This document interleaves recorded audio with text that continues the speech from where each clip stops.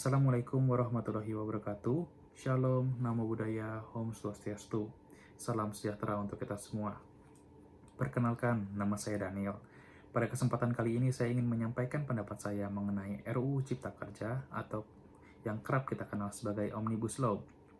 Omnibus Law itu sendiri katanya menggabungkan beberapa produk hukum dan mengefisiensikan produk hukum tersebut dan guna menciptakan suatu produk hukum yang baru untuk menciptakan lapangan pekerjaan yang seluas-luasnya, di mana kita ketahui sebentar lagi Indonesia akan mencapai atau memiliki titik di mana dia akan menikmati bonus demografi. Selain itu, saya akan membahas tentang pendapat saya mengenai proses pembentukan RUU Cipta Kerja tersebut atau CIKA tersebut, berdasarkan pada Undang-Undang Nomor 12 Tahun 2011 tentang pembentukan peraturan perundang-undangan, yang dimana calon peraturan perundang-undangan tersebut harus melewati beberapa tahap, yakni tahap pertama perencanaan, penyusunan, pembahasan, pengesahan atau pengetapan, dan pengundangan. Dan perlu kita ketahui bahwa peraturan perundang-undangan adalah peraturan tertulis yang memuat norma hukum yang mengikat secara umum dan dibentuk atau ditetapkan oleh lembaga, negara, dan atau pejabat yang berwenang melalui prosedur yang ditetapkan dalam konstitusi. Berdasarkan pasal 5 ayat 1 Undang-Undang Dasar 1945, Presiden dapat mengajukan rancangan undang-undang ke Dewan Perwakilan Rakyat dan atau peraturan perundang-undangan dapat diusulkan oleh Dewan Perwakilan Rakyat dengan dasar hukum pasal 21 Undang-Undang Dasar 1945. Sekarang kita masuk ke bagian pembahasan, di mana calon peraturan itu harus dibahas melalui prolegnas untuk kepentingan nasional. Apabila untuk kepentingan daerah, kita lakukan dengan prolegda. Prolegnas adalah instrumen perencanaan program pembentukan perundang-undangan yang disusun secara terencana, terpadu, dan sistematis. Dalam prolegnas dimuat daftar kumulatif terbuka yang terdiri atas pengesahan perjanjian internasional tertentu akibat putusan Mahkamah Konstitusi, anggaran pendapatan dan belanja negara, pembentukan, pemekaran, dan penggabungan daerah provinsi dan atau kabupaten atau kota, dan penetapan atau pencabutan peraturan pemerintah pengganti undang-undang. Sedangkan prolegda adalah instrumen perencanaan program pembentukan peraturan daerah provinsi atau peraturan daerah kabupaten kota yang disusun secara terencana, terpadu, dan sistematis. Dalam penyusunan prolegda provinsi sebagaimana dimaksud pada pasal 34 ayat 1 merupakan penyusunan daftar rancangan peraturan daerah provinsi didasarkan atas perintah peraturan perundang-undangan yang lebih tinggi, rencana pembangunan daerah, penyelenggaraan otonomi daerah, dan tugas pembantuan daerah, dan atau aspirasi masyarakat daerah tersebut. Setiap perpu atau peraturan perundang-undangan yang akan disahkan harus memiliki naskah akademik, di mana naskah akademik adalah hasil penelitian atau pengkajian hukum dan hasil penelitian lainnya terhadap suatu masalah tertentu yang dapat dipertanggungjawabkan secara ilmiah mengenai pengaturan masalah tersebut dalam suatu rancangan undang-undang. Rancangan peraturan perundang-undangan daerah provinsi atau rancangan peraturan daerah kabupaten kota sebagai solusi terhadap permasalahan dan kebutuhan hukum masyarakat daerah tersebut. Kemudian, kita memasuki materi pembahasan mengenai pengundang-undangan atau pengundangan adalah penempatan peraturan perundang-undangan dalam lembaran negara dan ketika suatu peraturan perundang-undangan yang diterbitkan melalui lembaran negara, maka semua orang dianggap tahu atau yang kerap kita kenal sebagai asas publisitas. Materi muatan peraturan perundang-undangan merupakan materi yang dimuat dalam peraturan perundang-undangan sesuai dengan jenis, fungsi, dan hierarki peraturan perundang-undangan. Dalam pembentukan peraturan perundang-undangan harus dilakukan berdasarkan pada asas pembentukan peraturan perundang-undangan yang baik, yang meliputi kejelasan tujuan, kelembagaan atau pejabat pembentuk yang tepat, kesesuaian antara jenis, hierarki, atau materi muatan dapat dilaksanakan, kedayagunaan dan kehasilgunaan, kejelasan rumusan masalah, dan terakhir keterbukaan. Di setiap perundang-undangan harus memiliki materi muatan perundang-undangan yang harus mencerminkan asas pengayoman, kemanusiaan, kebangsaan, kekeluargaan, kenusantaraan, kebineka tunggal ikaan, keadilan, kesamaan kedudukan dalam hukum dan pemerintahan, ketertiban dan kepastian hukum dan atau keseimbangan, keserasian, dan keselarasan. Sebagai info tambahan, hierarki peraturan perundang-undangan terdiri atas yang paling tinggi adalah Undang-Undang Dasar Negara Republik Indonesia tahun 1945, ketetapan MPR, Undang-Undang atau peraturan pemerintah pengganti undang-undang, peraturan pemerintah, peraturan presiden, peraturan daerah provinsi, atau peraturan daerah kabupaten kota. Materi muatan dapat berupa pengaturan lebih lanjut mengenai ketentuan Undang-Undang Dasar Negara Republik Indonesia tahun 1945, peraturan suatu undang-undang untuk diatur dengan undang-undang lain, pengesahan perjanjian internasional tertentu, tidak lanjut atau putusan Mahkamah Konstitusi, tindak lanjut putusan Mahkamah Konstitusi, dan atau pemenuhan kebutuhan hukum dalam masyarakat. Nah, sampai kita ke bagian kedua di mana saya akan mengkritisi RUU Cipta Kerja atau yang kerap kita kenal sebagai Omnibus Law. RUU Cipta Kerja atau yang kerap kita kenal sebagai Omnibus Law, kita ketahui bahwa di dalam satu peraturan perundang-undangan ini atau suatu produk hukum ini terdapat beberapa sektor yang telah diatur melalui undang-undang tersendiri atau lex specialis.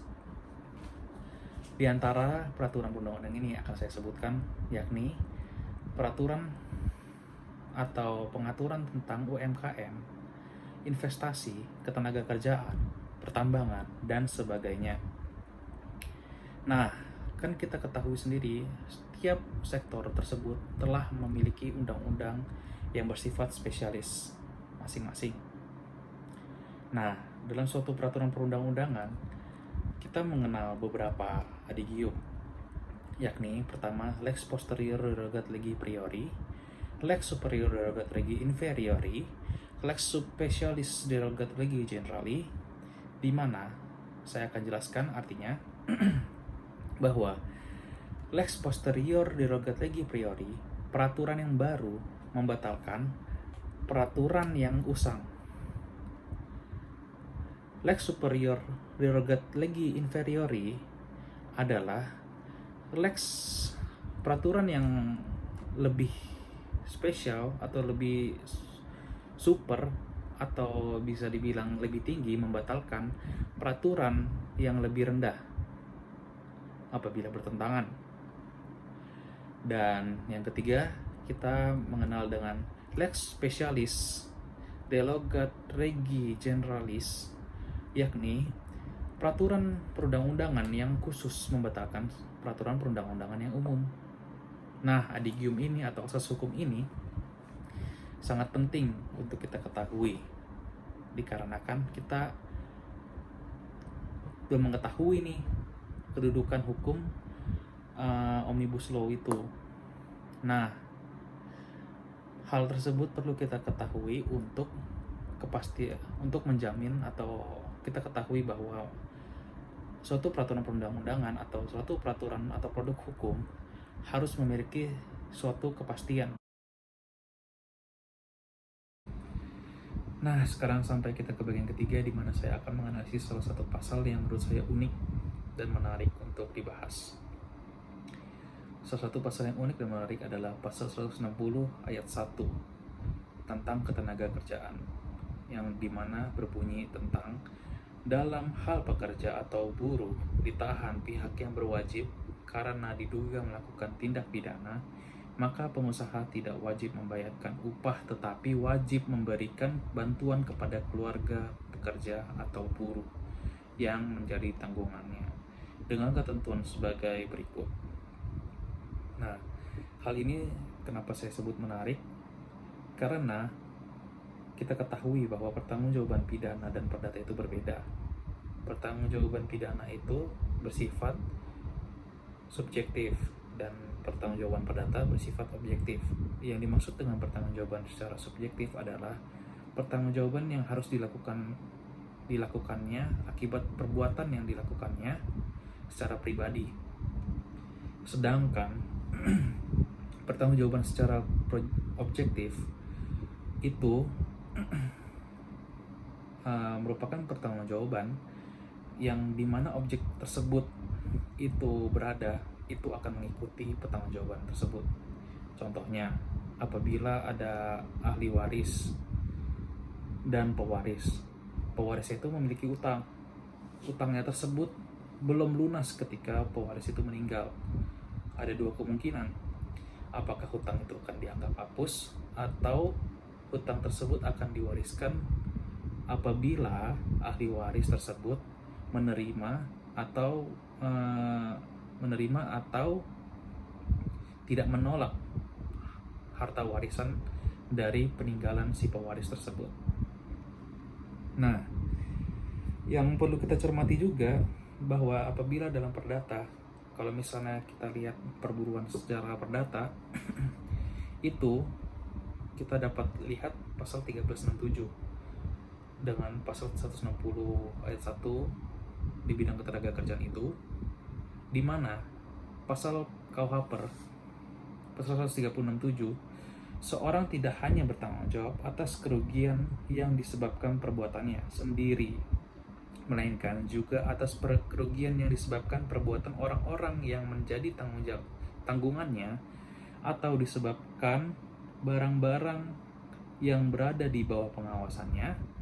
Orang tua dan wali bertanggung jawab atas kerugian yang disebabkan oleh anak-anak yang belum dewasa yang tinggal pada mereka dan terhadap siapa mereka melakukan kekuasaan orang tua atau wali, majikan, dan orang yang mengangkat orang lain untuk mewakili urusan mereka, bertanggung jawab atas kerugian yang disebabkan oleh pelayan atau bawahan mereka dalam melakukan pekerjaan yang ditugaskan kepada orang-orang itu.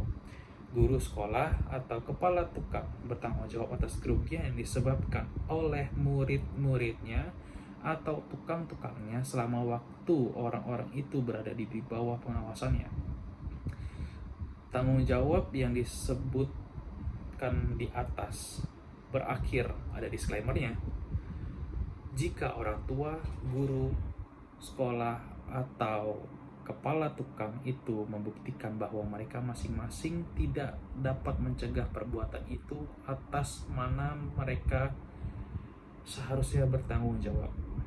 Nah, pasal ini apabila dipikirkan kembali, ini mungkin akan menghapuskan pasal 160 ayat 1, karena masa sih kesalahan yang dilakukan oleh pekerja atau buruh